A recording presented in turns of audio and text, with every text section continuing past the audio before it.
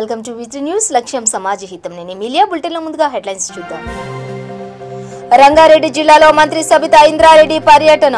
మహేశ్వరం మండలంలో రైతు వేదికలకు శ్రీకారం.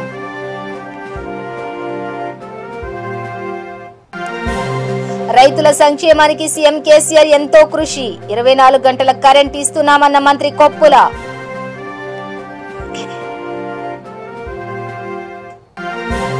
సిరిసిల్ల జిల్లా ముస్తాబాద్ లో కాంగ్రెస్ నేతల ఆందోళన. ధాన్యం కొనుగోలు కేంద్రాలను ప్రవేశపెట్టాలని డిమాండ్.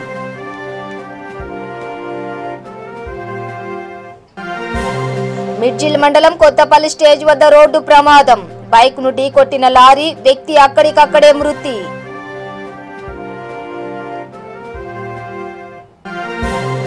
నారాయణపేట జిల్లా మక్తల్లో ఆంజనేయ స్వామి జాతర. అత్యధిక జనసంద్రంలో ఘనంగా స్వామివారి రథోత్సవం.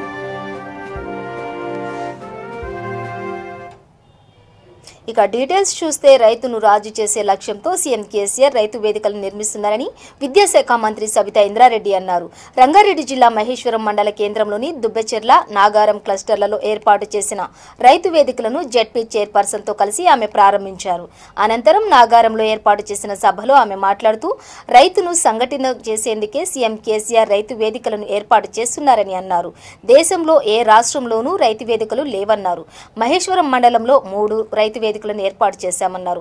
ఎన్ని అవాంతరాలు ఎదురైనా రైతు బంధును కొనసాగిస్తున్న రైతు బాంధవుడు సీఎం కేసీఆర్ నిలిచారన్నారు. గుడిల రైతు వేదికలను చూసుకోవాలన్నారు. రైతు పండించిన ప్రతి గింజను కొనుగోలు చేసిన ఘనత టీఆర్ఎస్ ప్రభుత్వానిదేనని అన్నారు.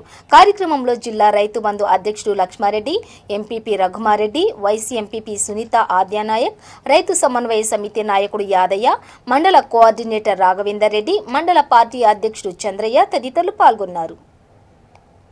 రాష్ట్ర ప్రభుత్వం గౌరవ ముఖ్యమంత్రి కేసీఆర్ గారు రైతులకు కావాల్సిన అవసరాలు మాత్రం వెనక్కిపోకుండా చేస్తారనే నమ్మకాన్ని ఈరోజు రైతన్నలందరూ చెప్తా ఉన్నారు. నిజంగానే ఎంత కరోనా వచ్చి చాలా సంతోషమైన విషయం. ఎందుకంటే రైతాంగం లేదా వ్యవసాయ శాఖలో ఇలా అంచెలంచెలుగా అభివృద్ధి చేయడానికి మన గౌరవ ముఖ్యమంత్రి గారు చేసిన మార్గనిర్దేశంతో అందరము మేము వెళ్తున్నాం ముందుకు. కాబట్టి అలాగే రైతు భవనాలకి కూడా మంచి నగదు కూడా అలాట్ చేసి ఇవి ఇక్కడ ఉన్నందుకు రైతులకి చాలా ఉపయోగపడతాయి. వారు ఏ ఇబ్బందులు ఉన్నాయి ఇక్కడికి వచ్చి చర్చ రైతు వేదికలు ఇనాగ్రేషన్కి వచ్చిన అక్క సబితక్క గారికి, అదేవిధంగా మరి అనిత రెడ్డి గారికి, మరియు ఈరోజు గౌరవ ముఖ్యమంత్రి గారు రైతు అంటేనే ఒక దేశానికి వెన్నుముక, అదేవిధంగా తెలంగాణకు వెన్నుముక అనే రీతిలో పనిచేస్తా ఉన్నాడు. కాబట్టి అన్ని రైతు వేదికలు కంప్లీట్ అయిపోయినాయి. అక్క చేతుల మీదుగా 83 క్లస్టర్లు మా రంగారెడ్డి జిల్లాలో మొత్తం 18 కోట్ల చిల్లర ఇవాళ రైతు వేదికలకు కట్టడం జరిగింది. కాబట్టి ఒక్కొక్క రైతు వేదిక 22 లక్షలు. అక్కడ ఒకటి 22 లక్షలు అంటే కొంత రైతు వేదిక సరిపోలేదంటారు. అక్క సహకారంతో గ్రామ పంచాయతీలలో పెట్టి వాళ్ళు 50,000 1,00,000 రూపాయలు ఇస్తే కూడా అది కూడా కొద్దిగా మేలు జరుగుతుంది. కాంట్రాక్టర్లు చాలా మంది అన్నారు. కాబట్టి ఈనాడు రైతు అనేవాడు ఎట్లయితే రాజ్యానికి ఉపయోగపడతాడో అనే విధంగా మన గౌరవ ముఖ్యమంత్రి గారు ఇవాళ ఒక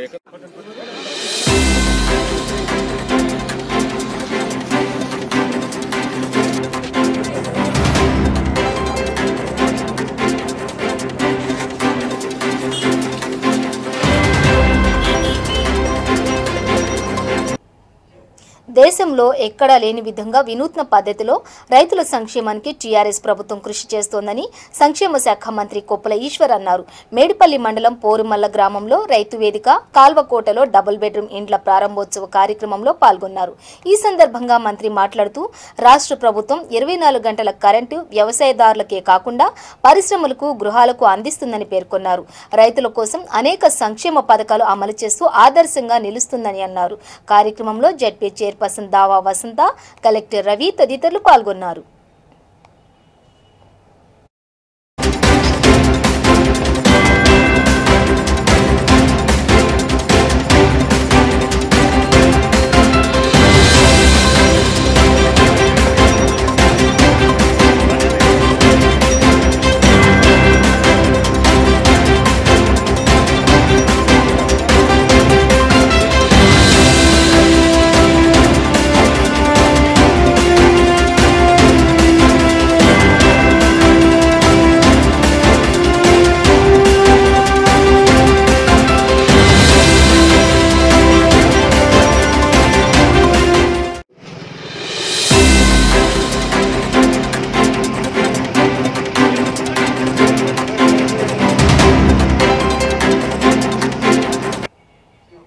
మహబూబ్ నగర్లో తాగునీరు కొనే పరిస్థితి ఇక మీదట ఉండదని మంత్రి వి శ్రీనివాస్ గౌడ్ తెలిపారు. మహబూబ్ నగర్ జిల్లాలోని అధికారులతో సమీక్ష సమావేశం నిర్వహించిన ఆయన జనవరి నుంచి ప్రతిరోజు మంచినీటి సరఫరా చేస్తామని అన్నారు. గతంలో 15 రోజులకు ఒక్కసారి తాగునీరు వచ్చేదని, మిషన్ భగీరథతో ప్రతిరోజు తాగునీరు అందిస్తామని అన్నారు. అదేవిధంగా స్వీఎస్ journalist colony, JJR garden double bedroom ఇళ్లకు, ఏనుగొండ ఎస్సీ కాలనీకి కొత్తగా పైప్ లైన్ వేయాలని మంత్రి వి శ్రీనివాస్ గౌడ్ ఆదేశించారు. ఈ సమావేశానికి మండలి విప్ కూచుకుళ్ల దామోదర్ రెడ్డి, జిల్లా collector S Venkatrao, municipal chairman KP Narasimhulu, vice chairman Tati Ganesh, additional collector Tejas Nandlal, DRO Swarnalatha తదితరులు పాల్గొన్నారు.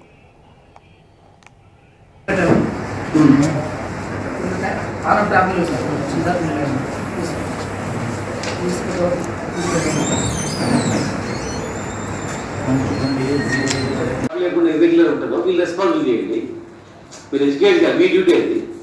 నీకు ఇంత అవగాహన వచ్చినప్పుడు డైలీ వాటర్ వల్ల మనం ఏం ప్రాబ్లం ఉందండి.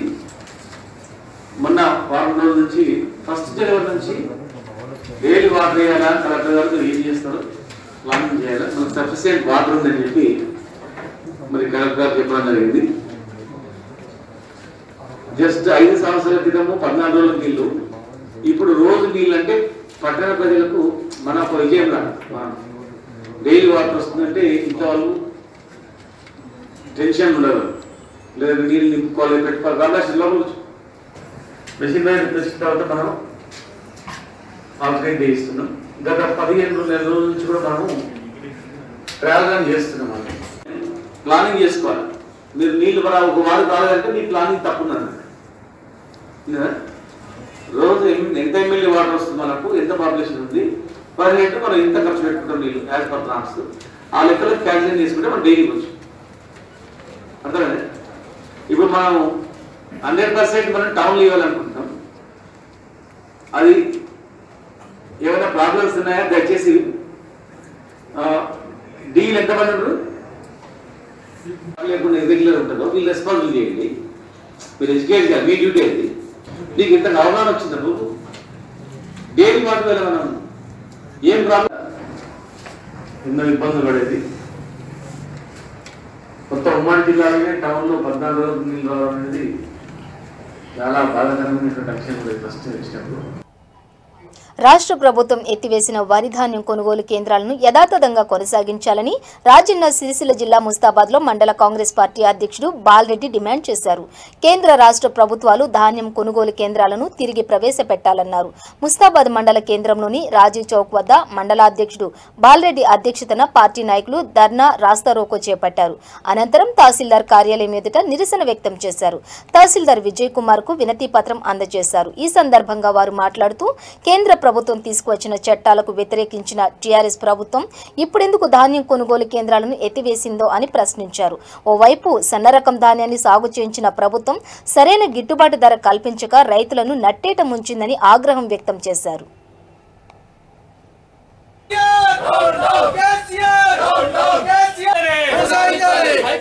సొసైటీ వడ్ల కొనుగోలు కేంద్రాలు యథావిధిగా వెంటనే కొనుగోలు కేంద్రాలను యథావిధిగా ప్రభుత్వం ద్వారా వడ్ల కొనుగోలు కేంద్రాలు యథావిధిగా వెంటనే కొద్దిగా న్యాయం జరిగింది. వాళ్ళ వడ్లు ఎప్పటికప్పుడే వెంటనే అమ్ముకునే పరిస్థితి ఉండే. మరి అలా ఈ కేంద్రాలను తీసుకొచ్చినటువంటి 3 నల్ల చట్టాలను మొదటి నుంచి కాంగ్రెస్ పార్టీ వ్యతిరేకిస్తూ ఉంది. మరి అలా కేంద్ర ప్రభుత్వము వాళ్ళకు కావాల్సినటువంటి మందబలం ఉందని చెప్పి రైతులకు నష్టం వాటిల్లేటువంటి బిల్లులను కూడా వాళ్ళు పాస్ చేసుకొని ఇలా ముందుకెళ్తా ఉన్నారు. మరి ఇలా ఎన్డీఏ ప్రభుత్వానికి సపోర్ట్ చేసిన స్వపక్షాలు కూడా కొన్ని ఇలా అకాలీదళ్ అయితేమి తన మంత్రి పదవికి రాజీనామా చేసి మరి ఎన్డీఏ ప్రభుత్వం నుంచి బయటకు వచ్చినటువంటి గొప్ప మంత్రి గారు ఇలా చెప్పుకోవాలి. మరి ఇలా చట్టాలు చాలా అన్యాయం చేస్తున్నామని చెప్పి మొదటి నుంచి కాంగ్రెస్ పార్టీ పక్షం ఆధ్వర్యంలో మేము ధర్నాలు రాస్తారోకాలు చేస్తూనే ఉన్నాం. మరి ఇలా ముఖ్యమంత్రి గారు కేసీఆర్ గారు మొన్న భారత్ బంద్లో పాల్గొని ఈ నల్ల చట్టాలు ఏవైతున్నాయో అవి రైతులకు చాలా అన్యాయం చేస్తున్నాయని చెప్పి ఆ నిర్ణయం ద్వారా రైతులకు చాలా అన్యాయం జరుగుతుంది. ఇక్కడ రాష్ట్రంలో యుద్ధం అంటాడు, కేంద్రంలో పోయి దోస్తాన్ చేస్తాడు.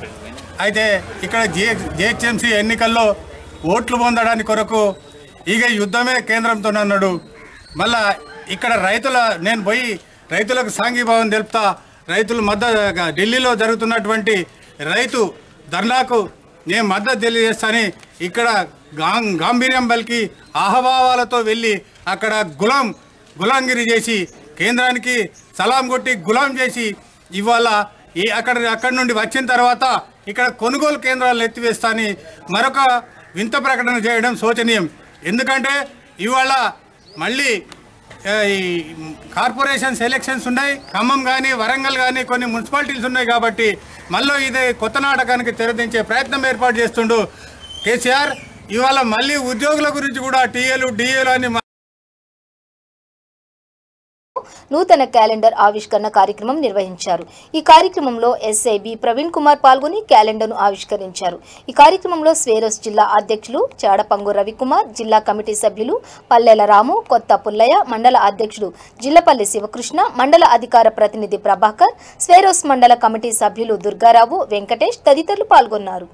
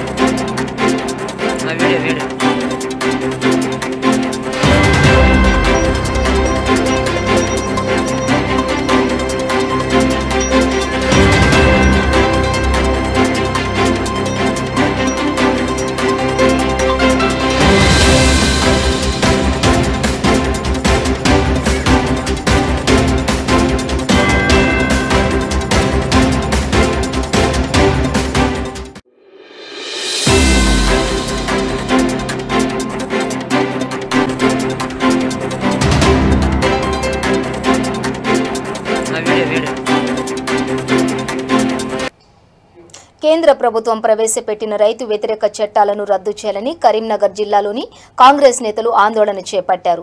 యువజన కాంగ్రెస్ కరీంనగర్ జిల్లా అధ్యక్షులు పడాల రాహుల్ ఆధ్వర్యంలో బస్టాండ్ నుండి 1 టౌన్ చౌరస్తా వరకు కాగడాల ప్రదర్శన చేపట్టారు.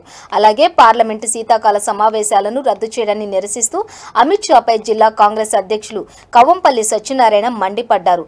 హైదరాబాద్ మున్సిపల్ ఎన్నికల ప్రచారంలో వేల మంది సమక్షంలో సభ నిర్వహిస్తే రాని కరోనా కేవలం 545 మంది పార్లమెంటు సభ్యులతో సభ నిర్వహిస్తే కరోనా వ్యాప్తి చెందుతుందా అని ప్రశ్నించారు. ఈ కార్యక్రమంలో అసెంబ్లీ యువజన కాంగ్రెస్ అసెంబ్లీ నియోజకవర్గ అధ్యక్షులు Abdul Rehman, Anantagiri Vinay Kumar, PCC organising secretary Rahmat Hussain, జిల్లా కాంగ్రెస్ ఎస్సీ సెల్ అధ్యక్షులు ఒప్పరి రవి, మైనార్టీ సెల్ అధ్యక్షులు ఎండి తాజ్ తదితరులు పాల్గొన్నారు.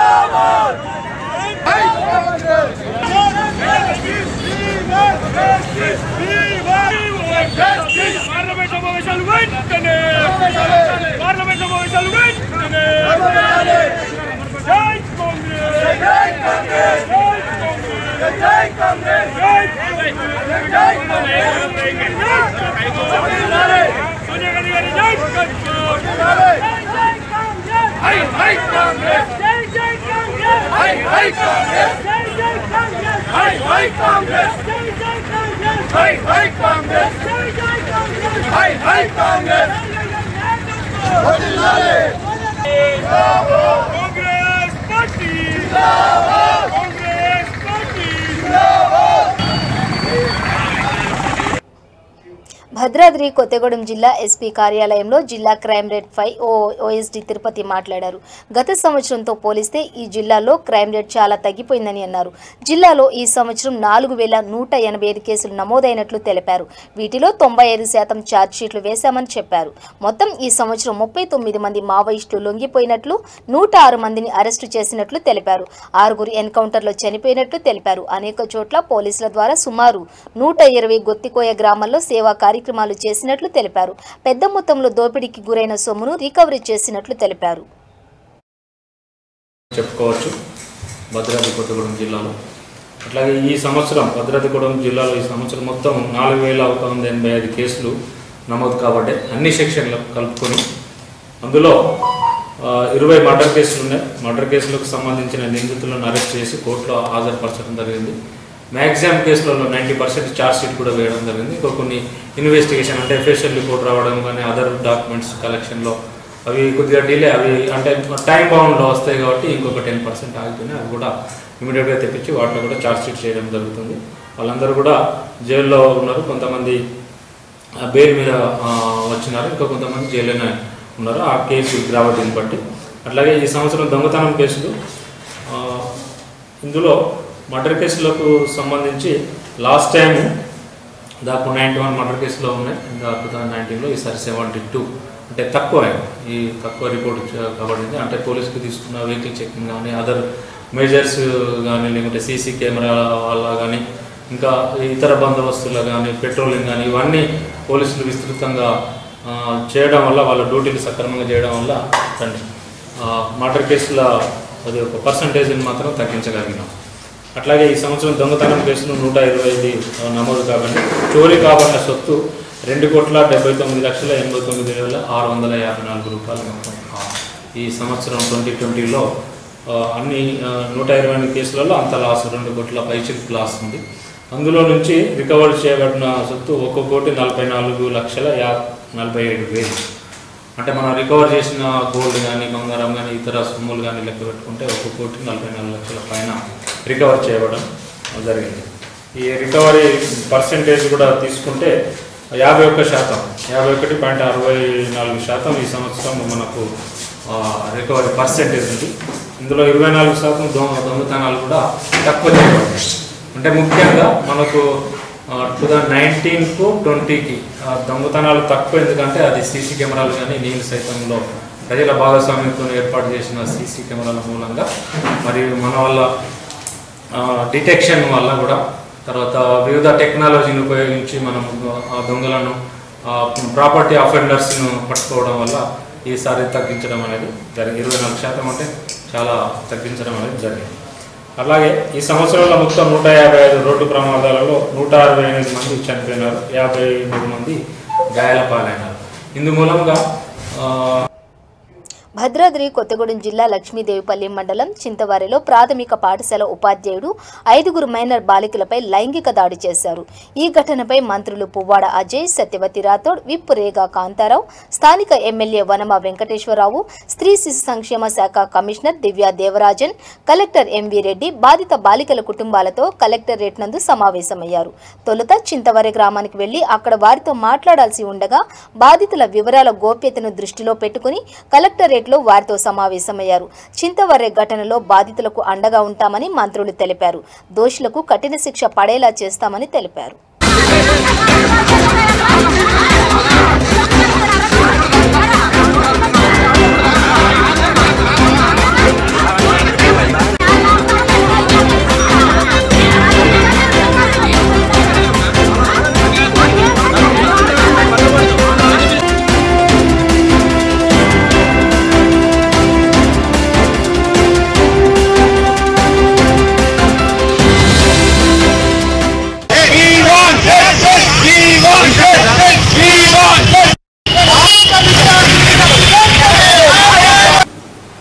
చింతవర్రె మరి గిరిజన గూడెంలో జరిగిన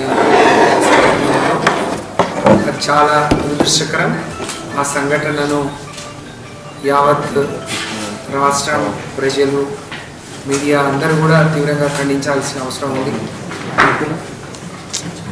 దాన్ని తీవ్రంగా ఖండిస్తూనే ఆ సంఘటనకు సంబంధించి పూర్వపరాలన్నీ తెలుసుకొని ప్రభుత్వం పరంగా చేయాల్సినవన్నీ కూడా ఇప్పటికే మేము చేయడం జరిగింది. ఆ సంఘటన బాధ్యులను వెంటనే అరెస్ట్ చేయడం, లేకపోతే బాధ్యులను రక్షించే ప్రయత్నం చేసిన ఇంకా కొంతమంది మీద శిక్ష వేయడానికి అన్ని చర్యలు తీసుకున్నాం. ప్రభుత్వం పరంగా వాళ్ళను సస్పెండ్ చేయడం కూడా జరిగింది. సస్పెన్షన్ ఒకటే పరిష్కారం కాదు కాబట్టి పట్ల జరిగిన దాష్టికాన్ని రాష్ట్ర ప్రభుత్వం తీవ్రంగా ఖండిస్తూ ముందుగా వారికి సత్వరం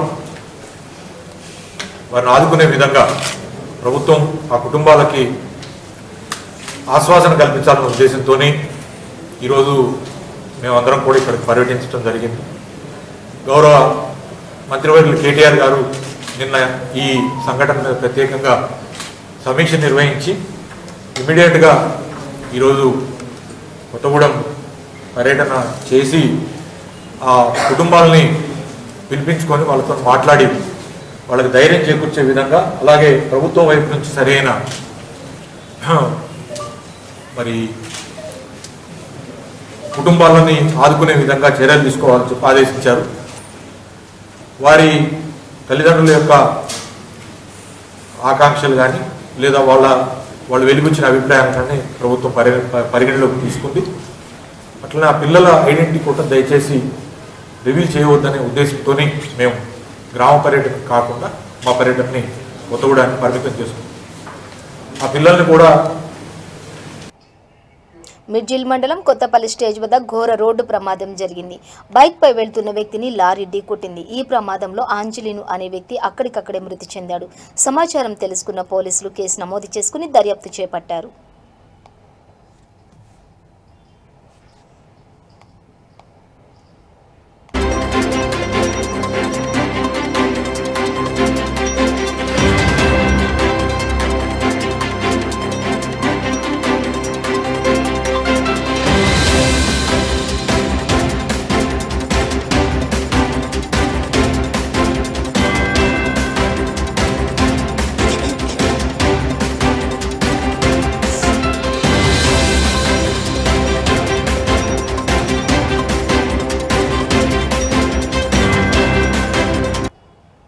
నారాయణపేట జిల్లా మక్తల్ మండలంలో శ్రీ శ్రీ శ్రీ పడమటి ఆంజనేయ స్వామి జాతర మహోత్సవం కన్నుల పండుగగా నిర్వహించారు. అత్యధిక జనసంద్రంలో స్వామివారి రథోత్సవం మక్తల్ సిఐ శంకర్, ఎస్ఐ రాములు వారి ఆధ్వర్యంలో భారీ బందోబస్తు నడుమ మంత్రోచ్చరణతో రథమును ఘన విజయవంతంగా లాగారు.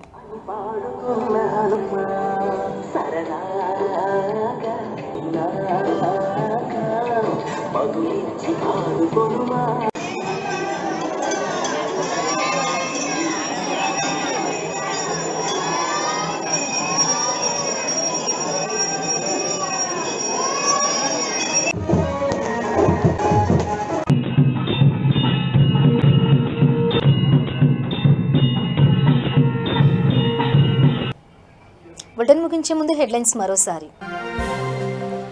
రంగారెడ్డి జిల్లాలో మంత్రి సబితా ఇంద్రారెడ్డి పర్యటన, మహేశ్వరం మండలంలో రైతు వేదికలకు శ్రీకారం.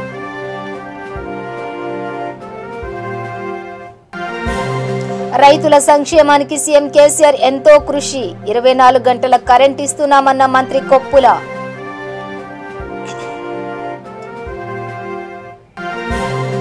సిరిసిల్ల జిల్లా ముస్తాబాద్ లో కాంగ్రెస్ నేతల ఆందోళన, ధాన్యం కొనుగోలు కేంద్రాలను ప్రవేశపెట్టాలని డిమాండ్.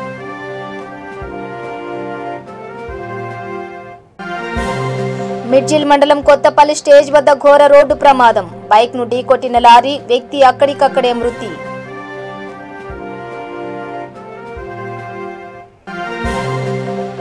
నారాయణపేట జిల్లా మక్తల్లో ఆంజనేయ స్వామి జాతర, అత్యధిక జనసంద్రంలో ఘనంగా స్వామివారి రథోత్సవం.